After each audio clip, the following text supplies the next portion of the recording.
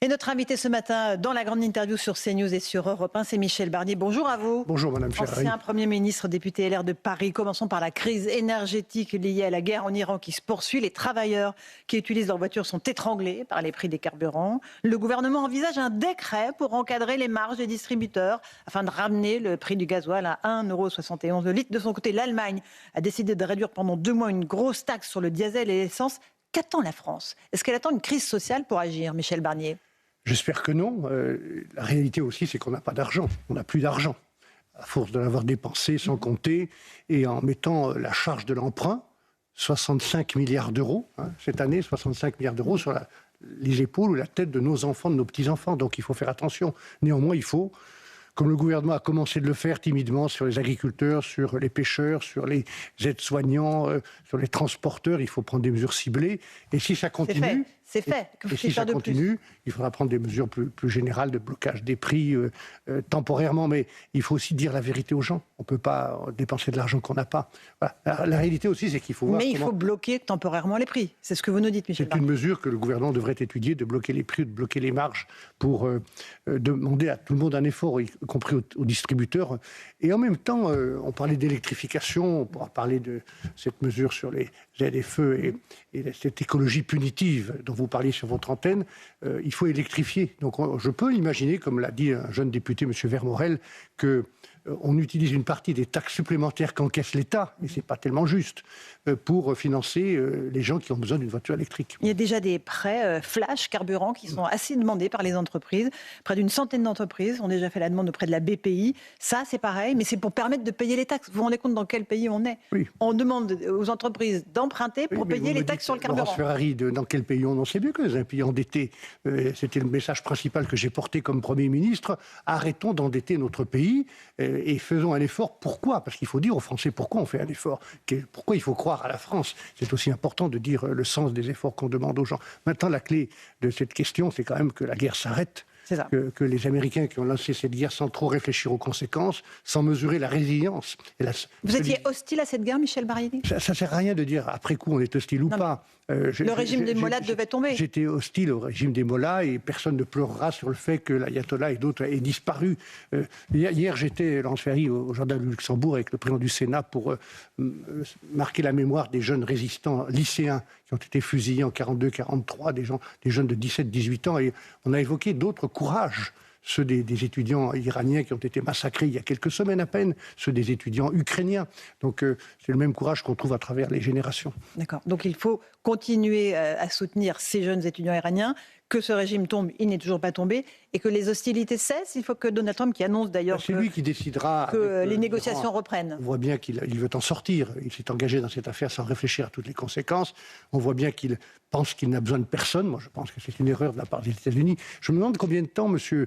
Trump devra prendre pour se rendre compte que ces agressivités, parfois ces agressivités incroyables contre le chef de l'État français ou contre le pape, vont le priver de tous les soutiens de ceux qui sont les mieux disposés, qui sont ses meilleurs alliés. Voilà, je pense qu'on ne peut pas gouverner le monde tout seul et faire le gendarme tout seul.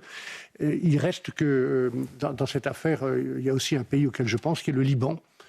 Et il faut très vite que ce conflit s'arrête. Et il y a un gouvernement libanais, il y a un président libanais, M. Aoun, avec lequel on peut discuter pour l'aider. Israël a entamé les négociations. Enfin, après avoir beaucoup bombardé et poussé des centaines de milliers de Libanais vers le nord. En raison de la présence du Hezbollah. Oui, il faut désarmer le Hezbollah et il faut aider le gouvernement. Ça fait 30 ans qu'on dit qu'il faut désarmer le Hezbollah. Là, vous avez un gouvernement libanais qui est prêt à le faire. Donc il faut l'aider. La France, sans doute, en a-t-il les moyens? Je pense qu'il n'a pas les moyens tout seul. Il faut qu'on lui donne les moyens, qu'on lui donne le temps. Et la France peut jouer un rôle dans ce domaine. La France a été exclue des négociations par Israël, étant donné les relations exécrables que nous avons avec le gouvernement de Benjamin Netanyahou. Oui, mais ce n'est pas à Israël de faire la pluie et le beau temps dans cette région tout seul. C'est Israël qui est menacé existentiellement, Michel Barnier. La France a des accords avec tel ou tel pays du Golfe, les Émirats arabes unis en particulier. La France a une tradition de solidarité avec le Liban. Et je pense que notre rôle, et le rôle des Européens, c'est d'aider le Liban à désarmer le Hezbollah. Que pèse pèse la voix de la France, justement, dans ce conflit au Moyen-Orient, Michel Barnier? On voit que nous sommes exclus des négociations sur le Liban. Nous envisageons avec la Grande-Bretagne peut-être d'aider à sécuriser le détroit d'Ormuz. Oui. On a l'impression qu'on est un peu sur une position flottante. Non, on n'est pas sur une position flottante. On a été exclus de cette négociation, de cette guerre. Les Américains ne nous ont pas demandé notre avis. Tout le monde le sait. Néanmoins, c'est une région où nous avons une histoire, parfois des oppositions. Nous avons une tradition, je pense aux chrétiens d'Orient. Nous avons une raison d'agir, notamment auprès de peuples avec lesquels nous sommes en coopération, ou des peuples qui sont des amis et des alliés, comme le Liban. Vous avez publié dans un fascicule qui s'appelle « Bâtir ensemble ». Vous dites qu'il est urgent, d'ailleurs, pour récupérer notre souveraineté, d'augmenter notre effort de défense à 3% de la richesse nationale, dans un monde, évidemment, qu'on voit extrêmement dangereux. Est-ce qu'on est au niveau sur le réarmement de la France, Michel Barnier? Il est engagé avec les lois de programmation militaire, mais pas suffisamment. Peut-être qu'il faut aussi réfléchir au modèle de notre armée pour faire face aux nouveaux conflits. On voit bien en Iran qu'on est à la fois dans des conflits traditionnels et puis dans des conflits totalement nouveaux qui surprennent, notamment la place des drones, qui sont l'arme numéro 1 de la guerre actuellement, y compris d'ailleurs au Proche-Orient. Oui, il faut réarmer, il faut soutenir notre industrie de défense, il faut tirer les leçons de la guerre. N'oubliez pas la guerre en Ukraine. Malheureusement, il y a des tas de leçons à tirer pour retrouver notre souveraineté, pour diminuer nos dépendances. On avait une dépendance alimentaire, une dépendance en matière de sécurité, une dépendance en matière d'énergie. Il faut qu'on retrouve une Europe indépendante et une France indépendante. Ça, c'est l'objectif des 5 prochaines années. Peut-être d'abord une France indépendante avant une Europe indépendante, Michel Barnier? Ça va ensemble, une France souveraine dans une Europe indépendante, si je devais résumer les choses. C'est ce que j'ai voulu dire dans ce petit document, que j'ai mis en débat sur un site, d'ailleurs, Bâtir ensemble 2027, et je reçois toutes les contributions. C'est une tentative pour montrer qu'un candidat de la droite républicaine et du centre, ceux qui m'ont aidé quand j'étais Premier ministre, ça n'a pas suffi, peuvent travailler ensemble. Et pourquoi faire? Et dire le débat d'idées, il est plus important que le débat de personnes pour l'instant. Voilà. Oui, pour l'instant, la droite se complaît dans le débat de personnes. Oui, mais on va y revenir. Je voudrais qu'on en sorte. Voilà. Absolument. Encore une fois, comment restaurer notre souveraineté? Vous avez été négociateur du Brexit, commissaire européen, ministre des Affaires étrangères sous Jacques Chirac. Comment est-ce que nous pouvons, nous, Français, retrouver notre souveraineté par rapport à Bruxelles, que vous connaissez bien, dont vous connaissez bien les méandres? À Bruxelles, dès l'instant où on décide de rester européen, et on voit bien qu'il faut rester européen, sinon on est foutu. On est définitivement sous-traitant des Américains et des Chinois, et moi je ne me suis pas engagé pour De Gaulle il y a très longtemps en pensant que la France devait être sous-traitante. Mais ce n'est pas déjà le cas? On n'est pas déjà les vassaux de la Chine et des États-Unis? Non, je pense qu'on peut, grâce au marché unique, grâce à la coopération, grâce à notre propre capacité nationale en matière agricole ou industrielle, on peut, si on le soutient, rester souverain et travailler à une Europe indépendante. Donc, pour ça, il faut être influent aussi.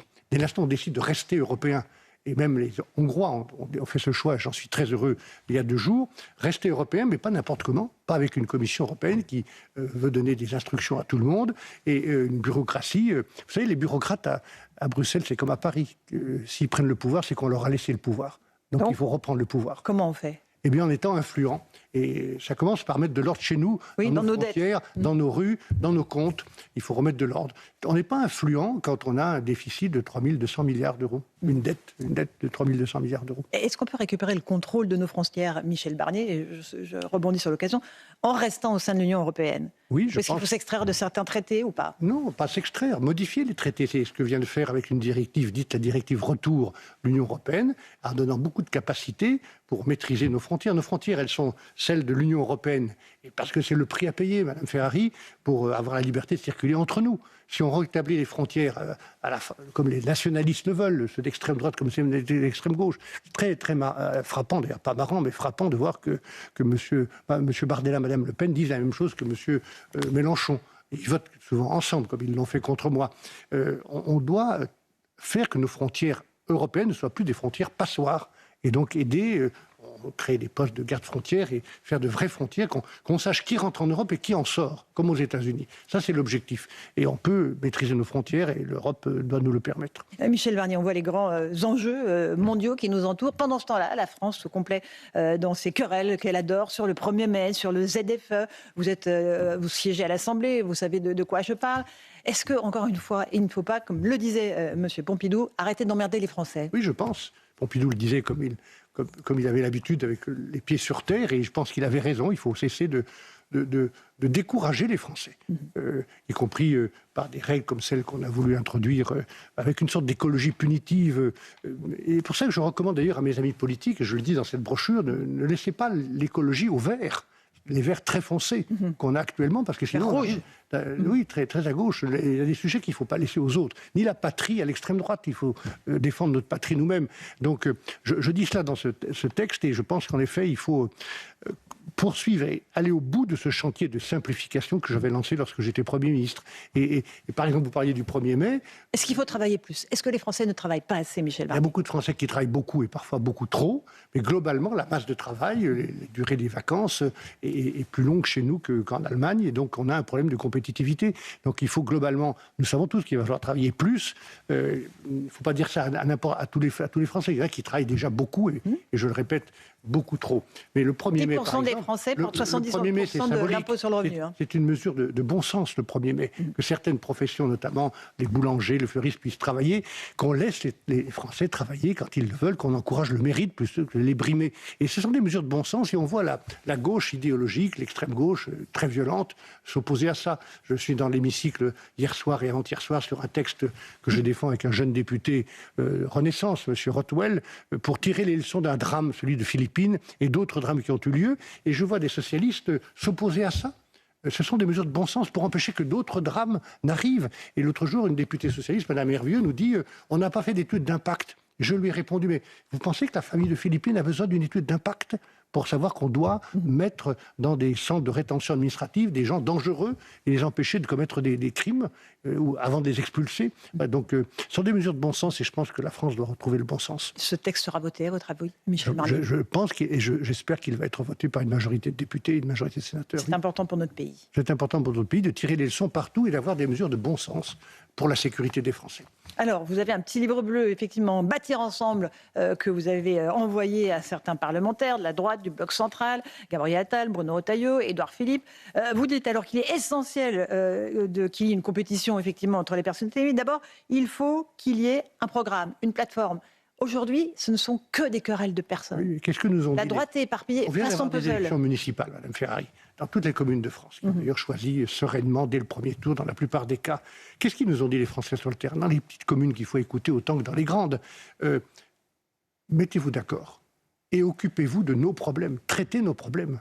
Arrêtez de faire des discours, de vous diviser. Donc, j'essaie de dire dans ce texte qu'on doit se mettre d'accord sur les sujets qu'il faut traiter pour les Français. Alors, lesquels, précisément? La maîtrise de l'immigration, la sécurité publique, l'encouragement du travail et du mérite, redresser l'école, garantir la santé publique, faire de la France une puissance influente à nouveau dans le concert européen, le concert mondial. Il y a plein d'idées. Par exemple, prenons un exemple. Tout le monde dit ça, Michel Barnier. Concrètement, comment on s'y prend? Prenons un exemple important, celui de l'éducation et de la formation. Nous n'avons pas assez de jeunes qui font des mathématiques et qui deviennent ingénieurs. Je pense qu'il faut doubler le niveau s'est effondré. Doubler le nombre d'ingénieurs dans notre pays, notamment en s'adressant aux jeunes femmes qui sont prêtes à s'engager. Mais vous savez à combien on recrute aujourd'hui au CAPES de maths? À 5 sur 20. Les professeurs ne veulent plus entrer dans l'éducation nationale. C'est un chantier qu'on va régler par un coup de baguette. Revaloriser la fonction publique? Revaloriser la fonction publique, revenir aux fondamentaux.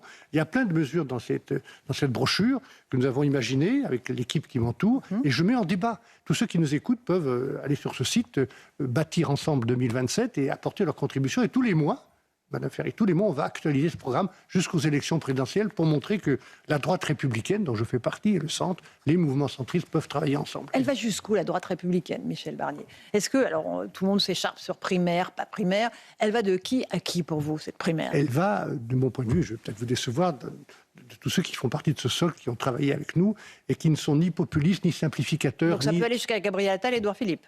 Ça peut aller à tous ceux qui ont travaillé avec moi, et vous avez cité des noms de gens avec lesquels j'ai travaillé. Voilà. Mais c'est pas ce qui est important, c'est pas tellement les personnes pour l'instant, c'est qu'est-ce qu'on fait ensemble pour remettre de l'ordre dans la rue, remettre de l'ordre dans nos comptes qui en ont besoin pour protéger les générations futures et remettre nos comptes de l'ordre à nos frontières. Voilà. Oui, mais pour l'instant, on n'est que dans les querelles de personnes. Personne ne parle de fond, Michel Barnier. Est-ce que vous pourriez être l'homme providentiel, celui qui réunirait cette droite éclatée façon puzzle? Si vous commencez par personnaliser, vous compliquez la situation. Je pense que chaque candidat devra se poser 3 questions, le moment venu. Ce moment n'est pas venu. Est-ce que je suis capable d'être chef de l'État? Est-ce que j'ai la dignité, la capacité d'être président de la République? 2, est-ce que j'ai le bon programme? C'est à ce quoi je veux travailler. Et puis, est-ce que je peux rassembler au-delà de mon camp? Aucun candidat ne gagnera tout seul. et nous devrons gouverner avec les autres. Donc il faut se préparer à ça. Donc aucun candidat ne gagnera tout seul. Ça veut dire qu'en gros, le chemin est pavé pour le RN et LFI pour le second tour de 2027, à l'heure où on se parle. Non, ça veut dire que si on sait se mettre d'accord sur un programme et trouver un candidat qui rassemble, on sera au deuxième tour, sinon on n'y sera pas. Et il faut y être. Et s'il faut se rassembler derrière Édouard Philippe, vous dites banco, on y va? Je ne vais pas dire ça maintenant. Pourquoi pas se rassembler derrière un candidat des Républicains? On verra bien. Pour l'instant, chacun est dans son couloir et chacun exprime ce qui est logique, un projet politique. Et c'est bien que les Républicains, avec M. Retailleau éventuellement, Édouard Philippe et d'autres, soient candidats. Il y a un moment de vérité vis-à-vis des Français qui nous attendent au tournant, où il faudra se mettre autour de la table et trouver un seul candidat pour porter ce projet. Et pour gagner du temps, j'essaie de travailler avec tous ceux qui le veulent pour ce projet. Mais ce qui me frappe, c'est que pour vous, Bruno Retailleau n'est pas ce candidat naturel de la droite et des LR, alors qu'il en est le patron. Il est le candidat légitime des LR, des Républicains. Il y a d'autres candidats, Xavier Bertrand, M. Lisnard, qui est parti malheureusement, qui aurait pu être candidat. On a cité mon nom, mais ce n'est pas le sujet.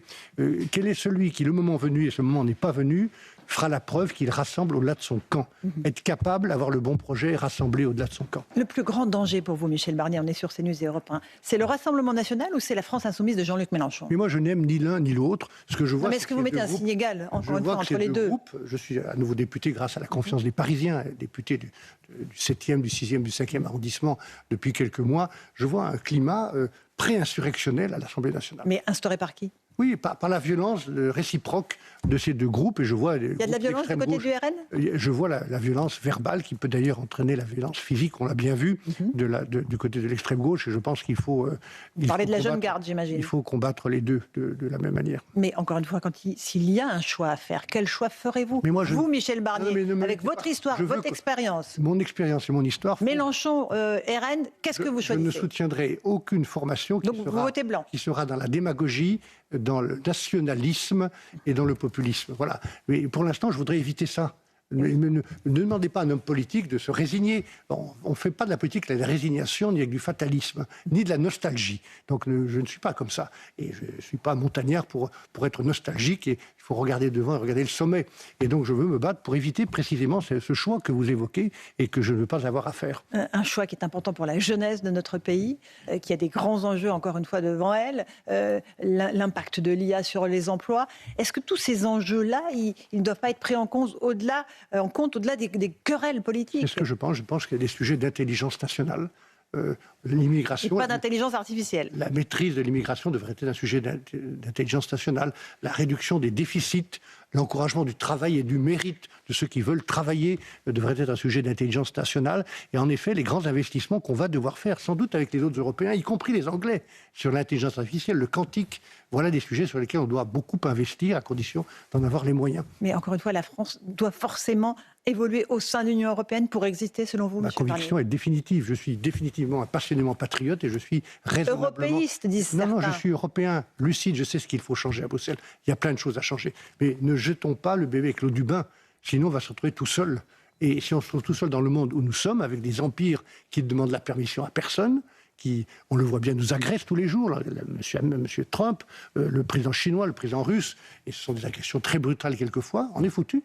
Et moi, je ne suis pas en politique pour être dominé par les Chinois ou les Américains. Pour vous, Donald Trump n'est plus un allié, c'est ce que je comprends de ce que vous me dites? Il se comporte comme quelqu'un. C'est un ennemi? Non. Les États-Unis sont nos ennemis? Certainement, jamais. Ne confondez pas les États-Unis avec M. Trump. Même si ils l'ont élu quand même. Oui, M. Trump est le président des États-Unis, mais les États-Unis vont durer au-delà de M. Trump, et donc ce sont nos alliés. Mais l'alliance, ce n'est pas l'allégeance. L'alliance, ce n'est pas l'allégeance. Et M. Trump ferait mieux de faire davantage attention. Quand on le voit agresser le Danemark et avec le Groenland, on se demande qui est l'allié de qui. Moi, je pense que les alliés que nous sommes doivent rester solidaires, mais bâtir une alliance qui soit équilibrée. Et peut-être construire une Europe de la défense qui ne passe pas par des commandes d'avions américains dans tous les pays européens. Avoir la préférence européenne dans tous les domaines. Pas seulement la défense. Mais l'imposer alors, l'imposer par la loi, par la réglementation. Il faut être influent. Se battre, l'argent européen doit servir aux entreprises européennes, notamment aux entreprises françaises. Bien sûr, mais quand on a un budget, comme vous l'avez décrit au début de cet entretien... Faut pas être faible. On est faible. D'une manière générale, il ne faut pas être faible. craint, il faut être... Oui, mais je pense que c'est l'antienne du président. Oui, mais c'est au-delà de ce qui est dit, il y a ce qui est fait. Je pense qu'il faut réduire le déficit et retrouver notre souveraineté financière. Vous en voulez Emmanuel Macron, de la situation dont il laisse le pays? faudra faire le bilan un de ces jours. Il y a de bons côtés, il y a des points positifs sur les entreprises, l'attractivité de la France, l'apprentissage, il y a aussi de grandes faiblesses. On l'a vu notamment sur le nucléaire, qui n'a pas été suffisamment soutenu, et on le voit sur les déficits aujourd'hui. C'est lui qui a laissé filer les déficits de la France. Mais on va bientôt parler de l'avenir, si vous voulez bien. Et c'est plus important de parler de l'avenir, mais il faut tirer les leçons du passé. Michel Barnier, Bâtir ensemble, c'est le fascicule que vous avez envoyé à tous ceux qui pourraient se présenter. C'est un objet de débat, parce que le moment et est une plateforme interactive. Priorité aux idées et aux projets pour redresser notre pays et le rassembler. Voilà. Merci beaucoup d'être venu ce matin sur CNews et sur Europe 1. Bonne journée.